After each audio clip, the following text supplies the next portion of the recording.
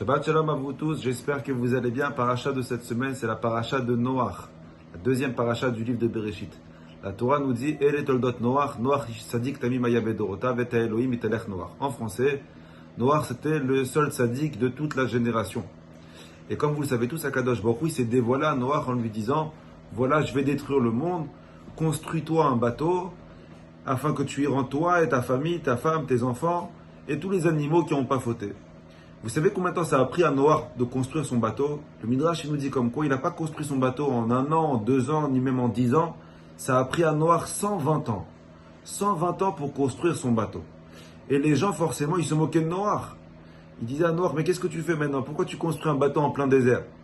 Quelqu'un qui veut construire un bateau, il construit dans un port, à côté de l'eau. Pourquoi tu construis un bateau en plein désert? Et Noach il leur répondait, Rabotai, Akadosh Baruch Hu, il va détruire le monde. Donc je vous conseille de faire teshuva. Rentrez avec moi dans le bateau, vous faites teshuva. Et les gens, ils se moquaient de Noach. Les gens, ils prenaient Noach pour un fou. Les gens, ils ont dit à Noach, mais tu te rends compte, ça fait plus de 1600 ans que Dieu, il a créé le monde. Que tout le monde faute. Et qu'il n'a jamais détruit le monde. Pourquoi tu veux qu'il détruise le monde que maintenant? Vous savez, c'est quoi la force de Noach? Vous savez qu'est-ce qui a fait que Noach, c'était un tzaddik, comme la Torah témoigne sur lui? Écoutez bien. C'est que malgré que le monde entier, il se moquait de lui, malgré que le monde entier ne croyait pas en lui, malgré que le monde entier le prenait pour un fou, Noach, il n'a pas cessé une seule seconde de croire en lui. Noach, il est parti à contre-courant. Même si personne ne croyait en lui, lui-même, il est croyant en lui. C'est ça ce qui a fait de lui un tzaddik. Vous savez, souvent dans notre vie, on va être confronté à la même situation de Noach. Souvent dans notre vie, on va essayer de faire quelque chose de nouveau, dans n'importe quel domaine. Il va y avoir toujours des gens sceptiques qui sont autour de nous. Ça peut être notre famille, ça peut être nos amis, ça peut être n'importe qui gravite autour de nous et qui va essayer de nous décourager en nous disant « mais tu n'y arriveras pas, tu réussiras pas, c'est trop difficile » et ils peuvent même arriver à se moquer de nous. Viens la Torah te dire « fais comme Noach, sois sourd aux critiques, n'écoute pas ce que les gens, n'écoute pas les pessimistes. Si on s'amuse à écouter tous les pessimistes, alors personne n'arrivera à rien. » Vous savez, Avraham Avinu, tout le monde le prenait pour un fou. Personne ne croyait en lui. Tout le monde disait à Avraham, mais comment tu peux croire en Dieu? Il n'y a pas de Dieu. Avraham, malgré les critiques, il n'a pas cessé de croire en lui. Yitzhak, pareil, quand on l'a amené sur l'autel de sacrifice, tout le monde le prenait pour un fou. Mais ça ne l'a pas empêché de servir Hachem.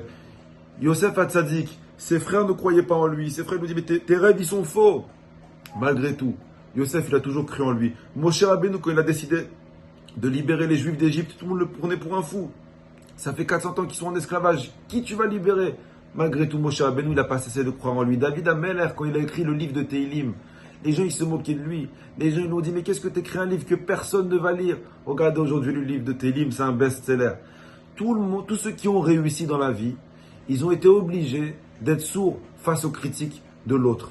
Apprenez, la paracha de cette semaine, elle nous apprend. Si tu veux réussir dans la vie, si tu veux avancer dans la vie, que ce soit dans le spirituel, dans le matériel, il faut être sourd face aux critiques. Et vous savez, pour finir, vous savez ce qui est encore de plus difficile que les personnes qui ne croient pas en nous? C'est quand nous-mêmes, nous ne croyons pas en nous. Quand nous-mêmes, on a une petite voix qui vient nous dire dans la tête, mais tu n'y arriveras pas, c'est trop difficile, c'est trop compliqué, baisse les bras, viens la Torah te dire, fais comme Noach. Que ce soit face aux critiques des autres ou face à tes propres critiques, que ce soit face aux doutes des autres ou à tes propres doutes, si tu veux réussir dans la vie, n'écoute personne, écoute ton cœur, écoute ta neshama. Et une personne qui s'habitue à s'écouter, les bonnes pensées qui lui sont dans la tête, alors Akadosh Baruch Hu, il aide. Vous savez, il y a une fameuse histoire que j'adore raconter, c'est l'histoire de la grenouille. Il y a un jour, le roi des grenouilles, il a fait un concours, il a dit voilà, la grenouille qui arrive la première à faire les 1000 mètres, je lui donne beaucoup d'argent, bon c'est un machal. Et toutes les grenouilles, elles ont commencé à courir, et au bout d'un certain temps, tout le monde s'est arrêté parce qu'ils étaient fatigués. Il y en a eu une seule qui s'arrêtait pas, qui continuait. Et toutes ses amies qui étaient derrière lui en train de dire, mais arrête-toi, c'est trop difficile, arrête-toi. Et malgré tout, la grenouille, elle écoute personne, elle avance. Jusqu'à qu'à la fin, la grenouille, elle a réussi. À la fin, quand elle a réussi, toutes les grenouilles l'ont portée sur les épaules. Ils lui ont dit, mais comment t'as fait pour réussir là où tout le monde a échoué? Mais cette grenouille-là, elle était sourde. Comme elle était sourde, elle n'écoutait pas les critiques. Elle n'écoutait pas les critiques des autres qui lui disaient arrête de courir. Rabotaille, des fois pour réussir dans la vie, il faut apprendre à faire le sourd. N'écoute pas les critiques des autres. Si tu n'écoutes pas les critiques des autres, tu avanceras toujours. Bracha v'hatzlacha à vous et toute votre famille. Shabbat shalom mevorach.